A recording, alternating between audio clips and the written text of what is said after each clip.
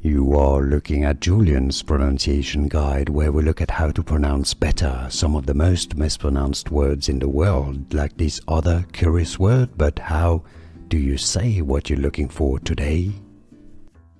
Name pronunciation as, in English, Sebastian or Sebastian, in Spanish, Sebastian, stress on that an syllable, Sebastian.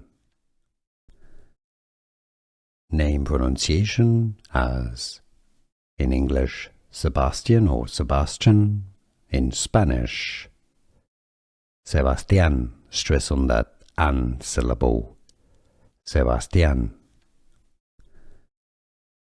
Name pronunciation as, in English, Sebastian or Sebastian, in Spanish, Sebastian, stress on that an syllable, Sebastian.